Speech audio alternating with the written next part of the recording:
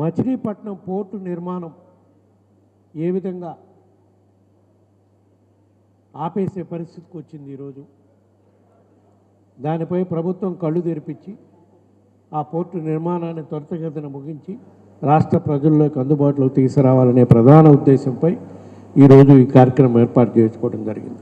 ఈ సందర్భంగా వివిధ నియోజకవర్గాల్లో రాష్ట్ర వ్యాప్తంగా జరుగుతున్న వివిధ పరిణామాలన్నీ కూడా చర్చించుకోవడం జరిగింది. అందులో ప్రధానంగా మీరు అడుగుతున్నారు, ఈరోజు రాష్ట్రంలో డీజిల్ పెట్రోల్ కొరతల వల్ల ప్రజలు ఇబ్బందులు పోయే పరిస్థితి వచ్చింది. దానిపై కూడా ఈ సమావేశంలో డిస్కస్ చేసుకోవడం జరిగింది. దేశంలో ఎక్కడ ఏ రాష్ట్రంలో కూడా డీజిల్ కిరోసిన్ పెట్రోల్ కొరత ఉన్న పరిస్థితి ఈరోజు దేశంలో ఎక్కడా లేదు, ఒక్క మన రాష్ట్రంలోనే ఉంది. అది చంద్రబాబు నాయుడు గారి విజనరీ పాలనలో మాత్రమే జరుగుతుంది ఇక్కడ. దీనిపై తక్షణమే ప్రభుత్వం స్పందించాలి. కేంద్ర ప్రభుత్వాన్ని కూడా డిమాండ్ చేస్తున్నాం మేము. రాష్ట్ర ప్రభుత్వం విఫలమైన పరిస్థితి ఉంది.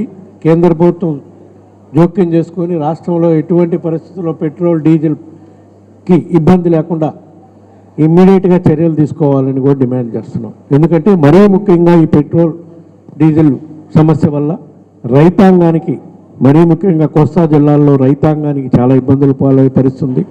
ఎక్వాకల్చర్ రైతులు, చేపలు రొయ్యలు సాగు చేసే రైతులు కూడా వాళ్ళ క్రాప్ కూడా నష్టపోయే పరిస్థితి ఉంటుంది. అదేవిధంగా రైతాంగానికి చేలకి నీళ్లు కట్టుకునేదానికి, పంటలకి కరెంటు ఇది డీజిల్ అందుబాటులో లేక వాళ్ళకి ఇబ్బందులు పరుస్తుంటుంది.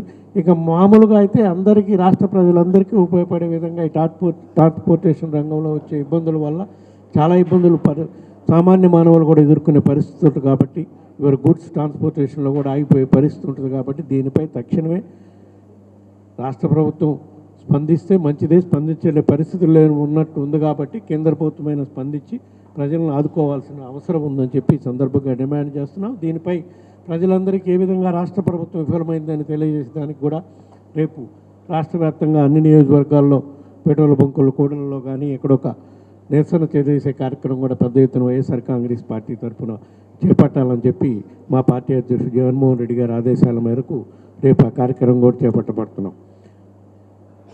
ఇంకో ముఖ్య అంశం, ఈ సమావేశం ఏర్పాటు చేసుకున్న దానికి ఇందాక మీకు అందరి దృష్టి తీసుకొచ్చిన పద్ధతి, దీని ప్రకారం వైఎస్ఆర్ కాంగ్రెస్ పార్టీ అధికారంలో ఉన్నప్పుడు మా పార్టీ అధ్యక్షుడు జగన్మోహన్ రెడ్డి గారు ఎంతో దూరదృష్టితో ఏ విధంగా అయితే ప్రభుత్వ మెడికల్ కాలేజీలు, ప్రతి జిల్లాకు మెడికల్ కాలేజీ ఉండాలని చెప్పి నిర్మాణం చేపట్టి కార్యక్రమం చేశారో, అదేవిధంగా రాష్ట్రంలో సుమారుగా 975 కిలోమీటర్లు, దగ్గర 1000 కిలోమీటర్ల వరకు ఉండే కోస్తా తీరాన్ని కూడా ఉపయోగించుకోవాలి. రాష్ట్రం విడిపోయినాక మనకి ఆదాయ వనరులు పెంచుకోవాల్సిన అవసరం ఉంది అనే ఎంతో దూరదృష్టితో రాష్ట్ర వ్యాప్తంగా ఎప్పటికే ఉన్న 4 పోర్టులు గాక 3 ప్రధాన పోర్టులు ప్రభుత్వ ఆధ్వర్యంలో నిర్మాణం చేయడం కోసం నిధులు శాంక్షన్ చేసి పనులు ప్రారంభించి దాదాపు అన్ని 4 పోర్టులు, Ramayapatnam port, Machilipatnam port, Mulapeta port plus Kakinada anchorage port, ఈ 4 పోర్టులు కూడా నిర్మాణం దాదాపు మోర్ దాన్ 50% కంప్లీట్ అయ్యే పరిస్థితిలో తీసుకొచ్చిన పరిస్థితి ఆ రోజు రాష్ట్రంలో ఉండేది.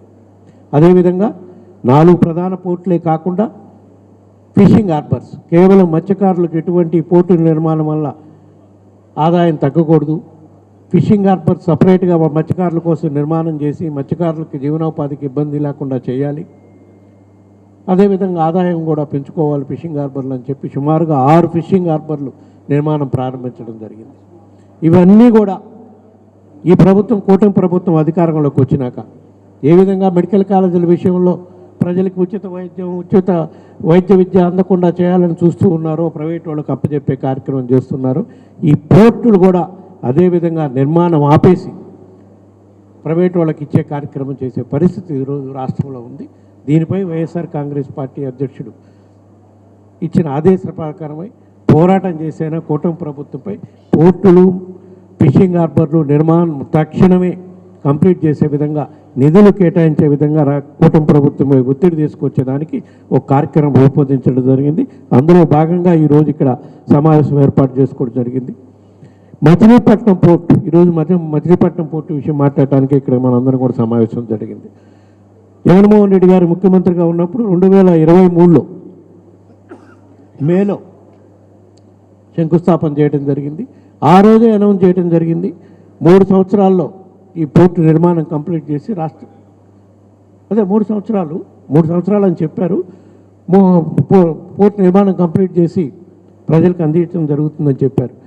అక్కడే ఉన్న అధికారులు కానీ కాంట్రాక్టర్లు కానీ 30 మాసంలోనే కంప్లీట్ చేసి అందిస్తామని కూడా ప్రజలకి ఆ రోజు వాగ్దానం చేయడం జరిగింది. అదేవిధంగా నిధులు కేటాయించడం జరిగింది. నిర్మాణం కూడా దాదాపు 50% నిర్మాణం అప్పటికే కంప్లీట్ చేసేపోయింది 2024 ఎలక్షన్స్ టయానికి. ఇప్పుడు చూస్తే ఎక్కడ పనులు అక్కడ ఆగిపోయాయి. జడ్జింగ్ వర్క్ ఆపేశారు, పోర్టు నిర్మాణం పనులు ఆపేశారు.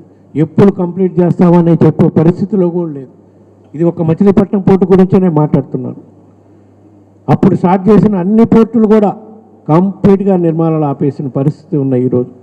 ప్రధానంగా రామాయపట్నం, మచిలీపట్నం, మూలపేట ఈ 3 పోర్టులు కూడా నిర్మాణం కంప్లీట్ చేసి ప్రజలకు అందుబాటులోకి వస్తే ప్రజలకి పారిశ్రామికంగా అభివృద్ధి జరగడానికి ఎంతో దోహదపడతాయి. పోర్టుల్లో అందుబాటులోకి వస్తే ఆదాయ వనరులు పెంచుకునేదానికి రాష్ట్రానికి ఎంతో అవకాశం ఉంటుంది అని చెప్పి ప్రభుత్వంపై ఒత్తిడి తీసుకొచ్చే కార్యక్రమం చేయాలని. ఎందుకంటే దాదాపు ఈ 3 పోర్టులు 6 ఫిషింగ్ హార్బర్లు మొత్తం నిర్మాణానికి కూడా సుమారుగా 15,000 కోట్లు అయితే ఆ రోజు తయారు చేసిన ఎస్టిమేట్స్ ప్రకారం అన్ని పోర్టులకి ఫిషింగ్ హార్బర్స్కి ఫైనాన్షియల్ క్లోజర్ కూడా కంప్లీట్ చేసి నిర్మాణం స్టార్ట్ చేయడం జరిగింది. సుమారుగా 7,000 కోట్లు ఖర్చు పెట్టడం కూడా జరిగింది. దాదాపు ఇంకొక 7,000 కోట్లు ఖర్చు పెడితే ఈ 3 పోర్టులు 6 ఫిషింగ్ హార్బర్లు కూడా రాష్ట్ర ప్రజలకు అందుబాటులోకి వస్తాయి.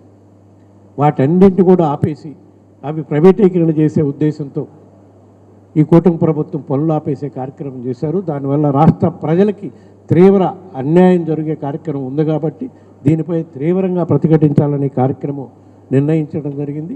దీనిపై మచిలీపట్నం పోర్టు నిర్మాణం ఏ దశలో ఉంది, ఏ దశలో పనులు ఆపేశారు, వీటన్నిటిపై ప్రత్యక్షంగా ఆ పోర్టు పర్యటన పెట్టుకునే కార్యక్రమం కూడా ఈరోజు చేయాలని చెప్పి నిర్ణయించడం జరిగింది. సుమారుగా మే 1st వీక్లో 5వ తారీఖు నుంచి 9వ తారీఖు లోపు వాళ్ళ పర్మిషన్స్కి అప్లై చేయాలి కాబట్టి సుమారుగా 5వ తారీఖు నుంచి 9వ తారీఖు లోపు ఒక డేట్ ఫిక్స్ చేసుకున్నాం. ఆ డేటు అధికారులు పర్మిషన్ ఇచ్చిన తర్వాత ఆ డేట్ అనౌన్స్ చేయడం జరుగుతుంది. ఆ రోజు తప్పకుండా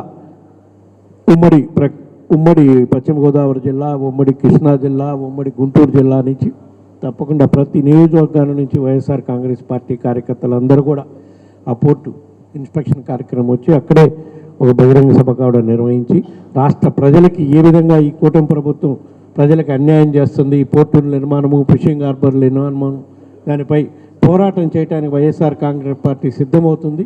రాబోయే రోజుల్లో ఈ పోరాటాన్ని ఇంకా తీవ్రతం చేసేపోయేదానికి మా పార్టీ అధ్యక్షుడు జగన్మోహన్ రెడ్డి గారు కూడా ఈ పోర్టులన్నింటినీ కూడా Ramayapatnam port, Machilipatnam port, Mulapeta port ఏదైతే ప్రధాన పోర్టులు ఉన్నాయో ఆ తర్వాత పోర్టులు అయిపోయినాక ఫిషింగ్ హార్బర్లు కూడా ఎక్కడైతే ఫిషింగ్ హార్బర్లు ఆగిపోయాయో వాటన్నీ కూడా పార్టీ అధ్యక్షుడు జగన్మోహన్ రెడ్డి గారి నాయకత్వంలో ఆ ప్రాంతాలను పర్యటించి ఆ పోర్టుల నిర్మాణాలను ఏ విధంగా ఈ ప్రభుత్వం ఆపేసింది అనేది రాష్ట్ర వ్యాప్తంగా ప్రజలకు తెలియజేసే పెద్ద కార్యక్రమం చేపడుతున్నామని చెప్పి ఈ సందర్భంగా తెలియజేసుకుంటున్నా.